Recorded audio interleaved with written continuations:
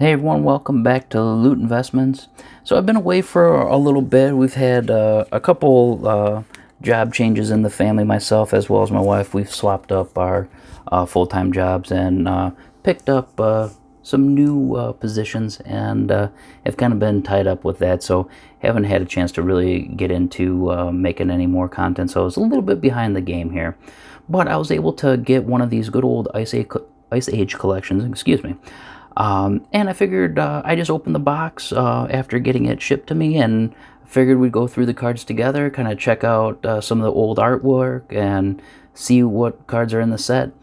It was more of a bulk lot buy, so I don't really know if there was anything that was on, what would you say, the reserve list in there, or if it was just going to be a bunch of commons and uncommons. But I figured, for a few bucks, let's give it a shot. Let's see what kind of stuff we can get and go from there.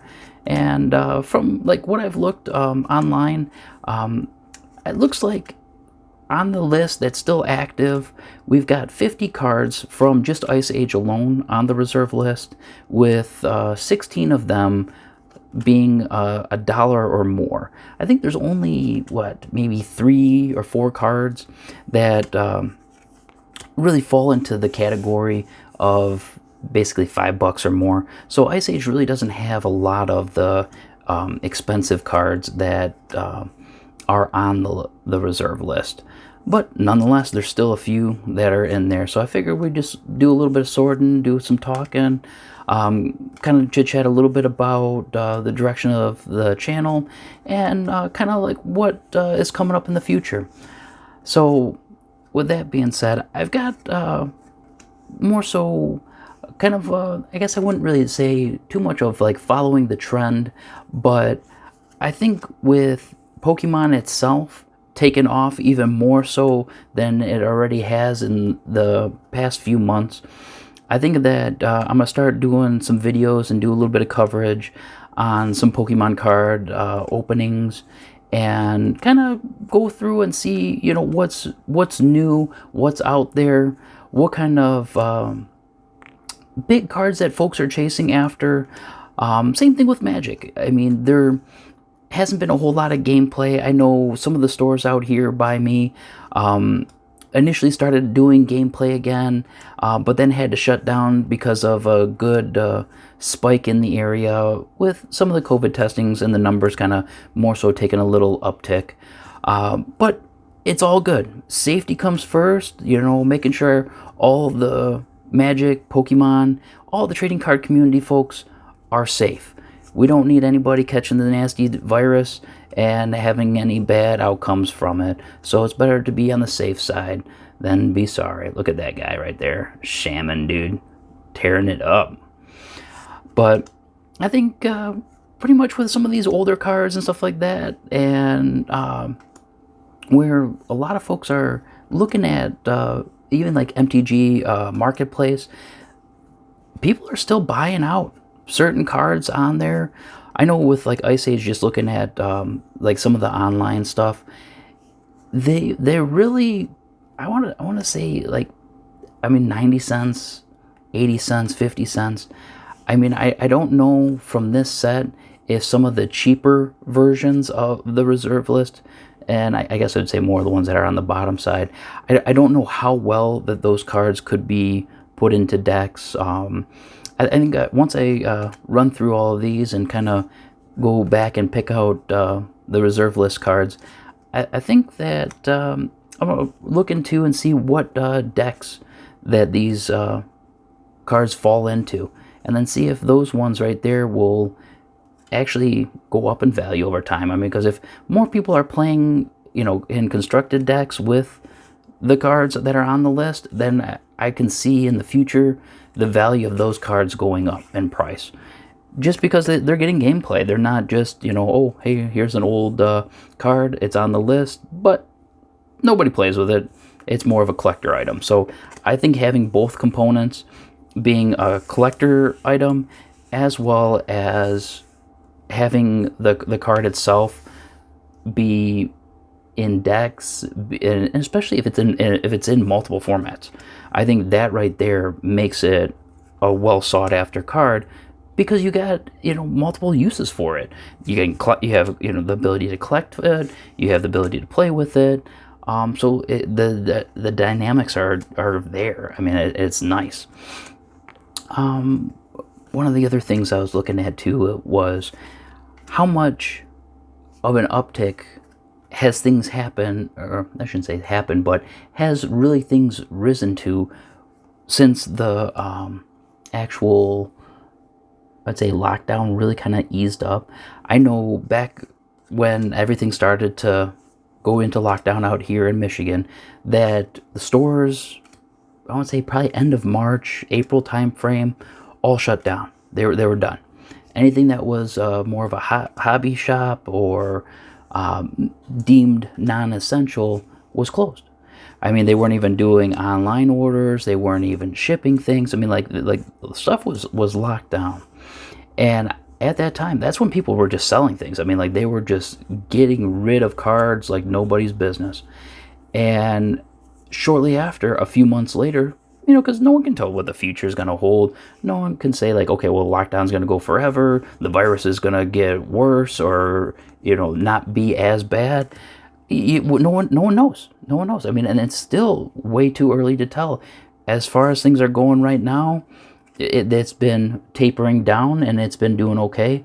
But we don't know what this winter's going to bring us, or how the virus is going to affect everybody in the cold weather versus just the warm weather when it initially was out and about.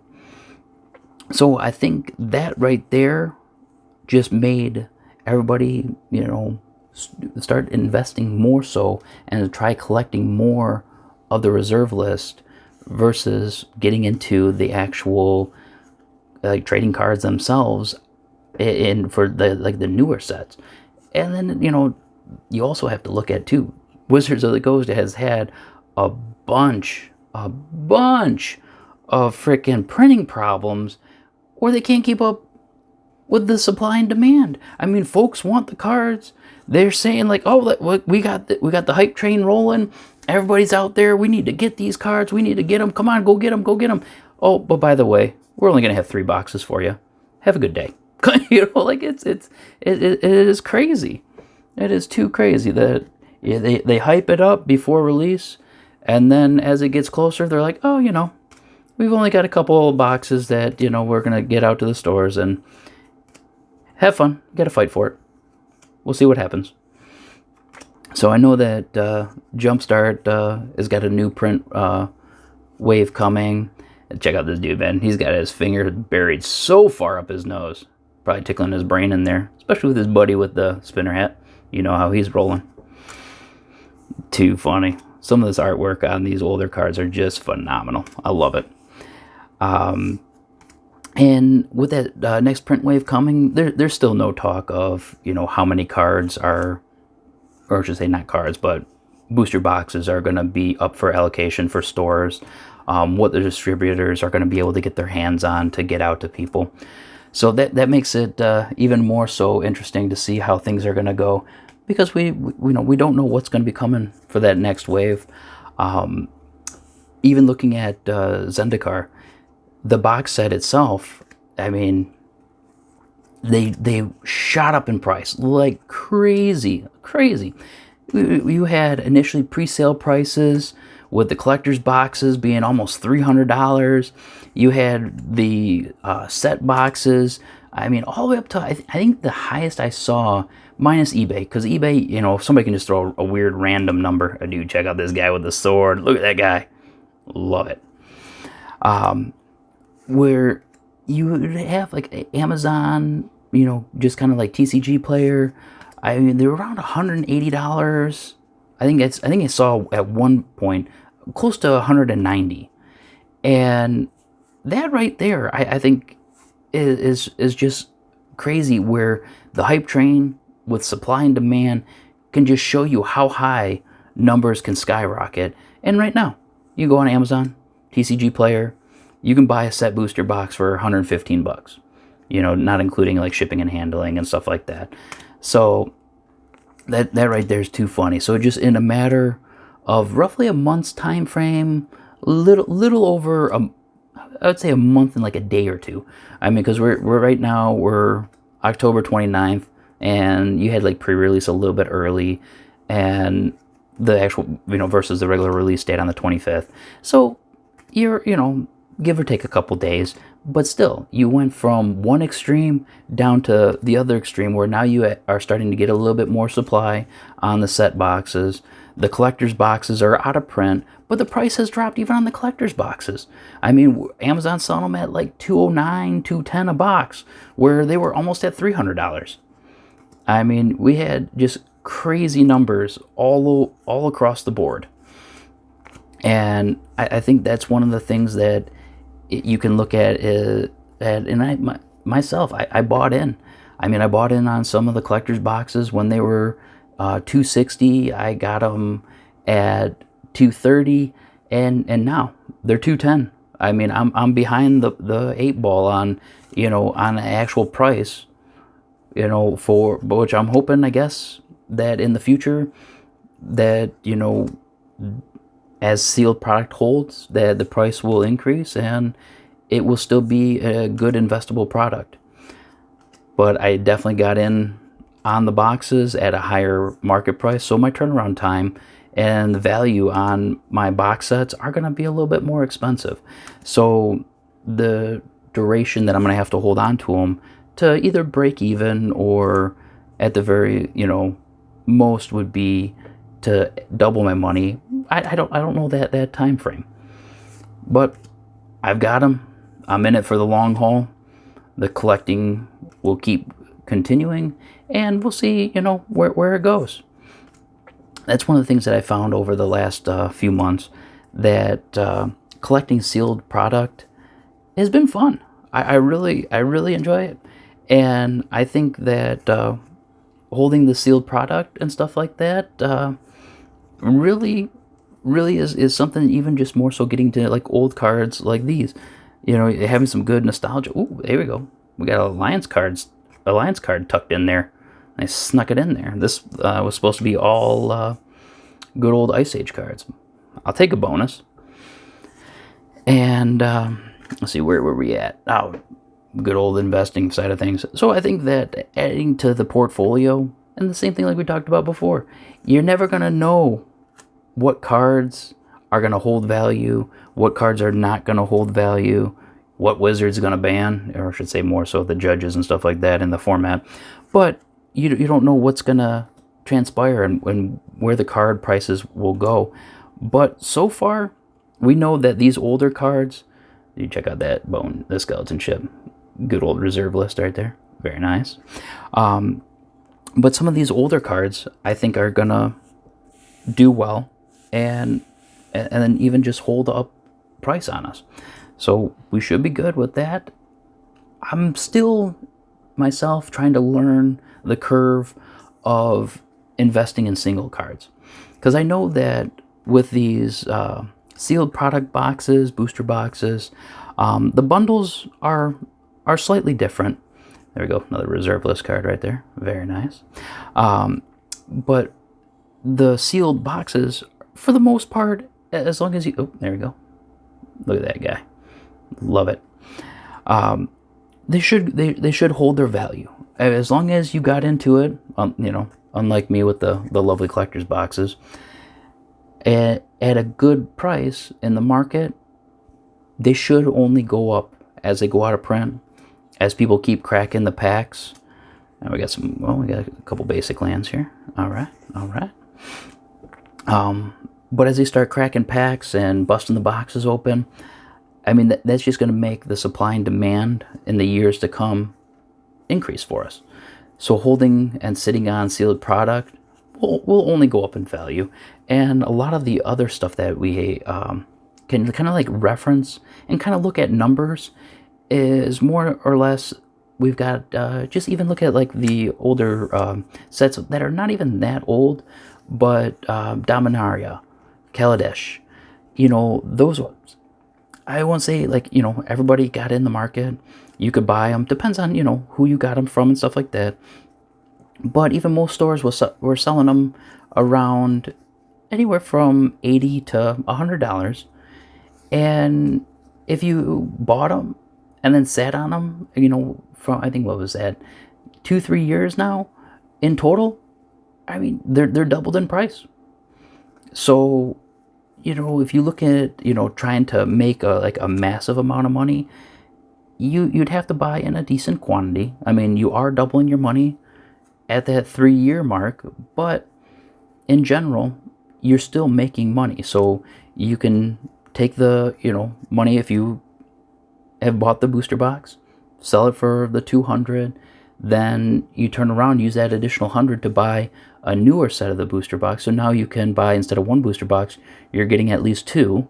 So as you keep going and doing this multiple times, you keep doubling your money, and then you keep doubling your money.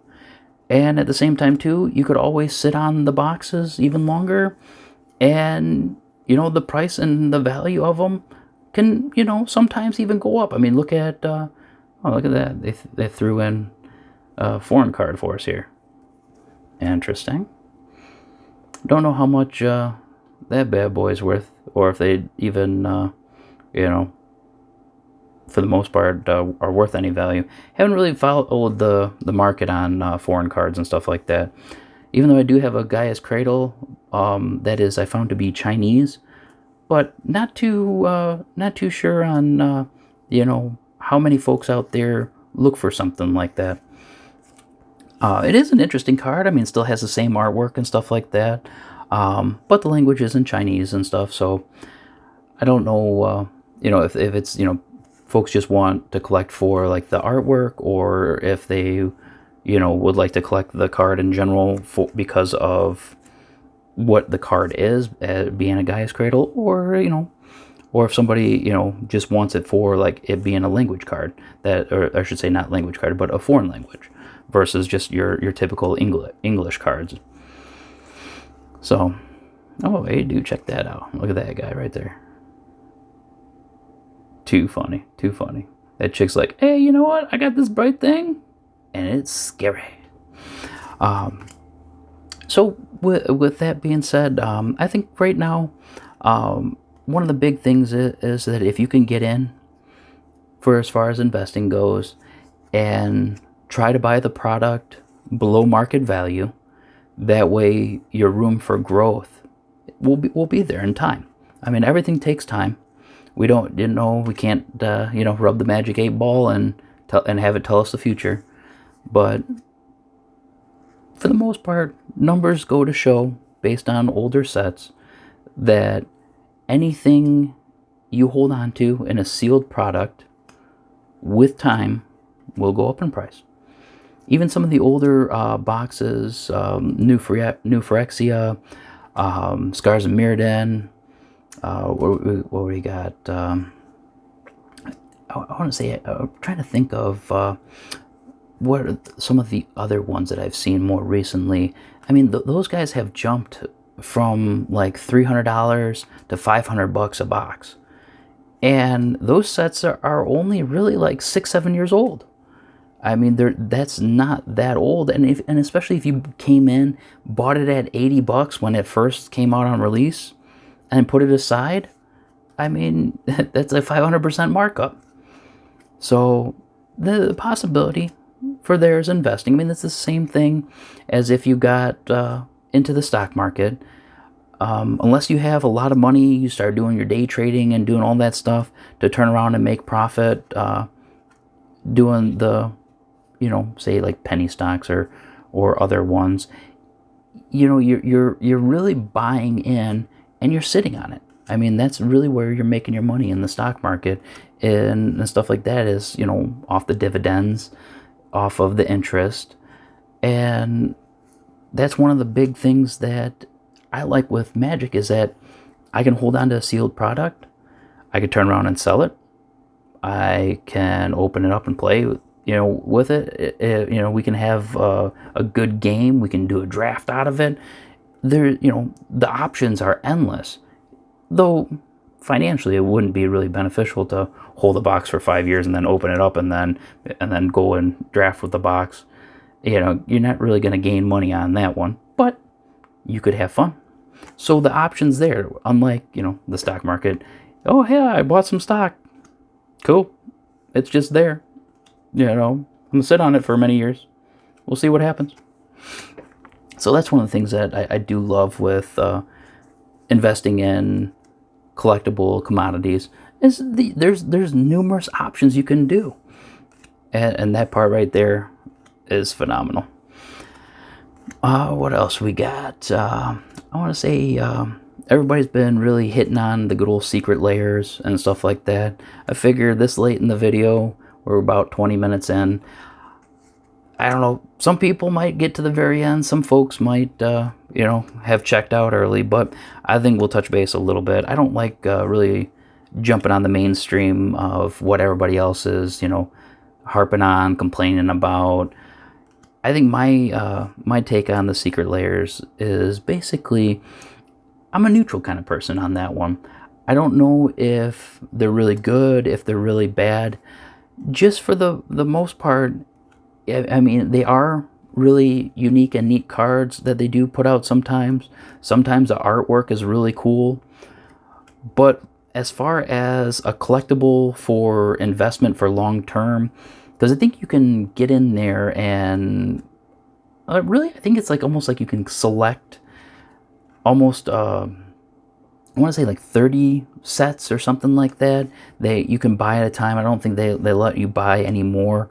And I don't know if you buy like 30 and then check out and then buy another 30 and check out. I mean, I don't know if you can keep doing that over and over again, but I think that is where you top out at on, buying the sets itself. But really for the most part, I mean, from what I've seen on like TCG Player, eBay, and some of like the other card trading sites that a lot of folks sell on, they're really only doubling in price. They're not really going that much more. But I don't know with some of the other ones. I mean, they've had really cool artwork, but I don't know how well they fit into the meta. And I think that right there plays a large portion on, if that card's value is going to go up or if it's going to remain the same. But if it's really a huge tipping point, having everybody equal on the same playing field, I don't know. I don't know if that's for the most part gonna be an easy thing for any set. Just because if you want to get in on Commander or Legacy or play Vintage, the old cards that you can play in those ones, or the CEDH. I mean, a lot of cards that are in those decks that people play are expensive cards. They're really, really pricey. So, I don't think there's going to be a bargain buy, deck that you're just going to have to, be able to go out like, oh, here, spend $100, got the sweet deck, and it's going to compete with somebody, with cards that are in the $1,000 range. I mean, I don't know if that's going to be the possibility to level the playing field in a sense. So by some of the folks having issues or gripes or complaints about, like The Walking Dead not being able to be, shipped to certain countries or available to certain folks, I think that's the same with, a lot of older sets. I don't think they can ship anywhere or are available anywhere, or, at the very least, I don't think a lot of folks have the funds or the money that they can really put aside from, their daily living expenses to put towards good old paper Magic. I know it's fun and all. I enjoy playing. I love these, look at these guys right here running up the hill. I think those are the, the cool parts about collecting older cards. The artwork, the gameplay, but there is a cost, and that's one of the things that I don't think there is going to be the ability to have, in a sense, a level playing field for cost. And that's why Wizards, reprints a lot of cards, so they can make the cards affordable when they have new standard sets come out, when they, jump from standard to modern. By having the reprints, that kind of levels the playing field, and makes it more affordable for people to buy cards and especially to be able to play. But doesn't mean that every single card out there is going to be reprinted, that every single card is going to be affordable. So that kind of right there is my takeaway on the secret layer. I don't really have a positive or a gross negative for the cards in general. I like the artwork. I like how, how they look. I couldn't really say if I would, use especially like The Walking Dead or go out and get The Walking Dead to put in a deck. I wouldn't say that I would never try it, like not try it, because who knows? I mean, it might be a, cool card to put in a deck and play with. But I'm not going to hold anybody, accountable or, or say, hey, you have a Walking Dead card. I'm not going to play with you. Or you have a Secret Lair card in your deck. Nope, we're not playing a game today. So I think that's depends on everybody's preference and how they choose, to play the game. So I'll leave it at that. Looks like we're getting kind of close to the end of the cards here. We've got just a few more left that we're running through. So there we got most of these all sorted out by color here and stuff like that. And I'll run through these in the end and see if there's some other reserve list cards that I scrolled through. I know there's a few that I passed already that were on the list that I didn't point out, but we'll see what we can put together in a pile, and I'll run through those guys in the end and kind of put a tally count together of how many of the reserve list cards we've been able to get here in this bulk buy. But really, from going through these cards and looking at them all, I mean, they don't look too bad. I mean, most of them, they've got a little wear on the edges and stuff like that.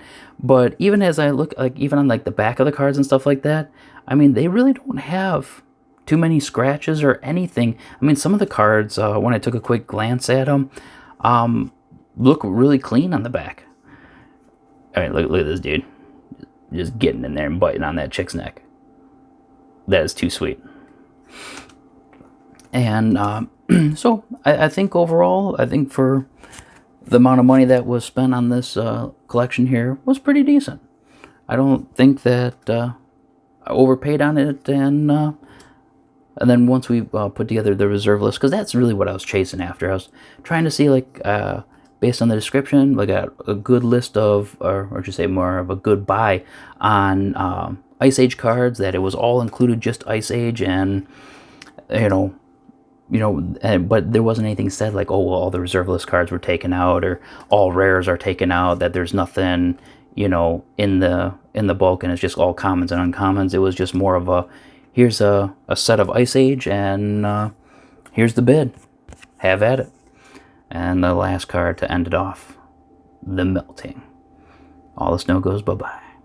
All right, guys, if you enjoyed the content, enjoyed me rambling on in this lovely video, I had a good time with you guys. So if you haven't done so, please subscribe, hit the good old thumbs up.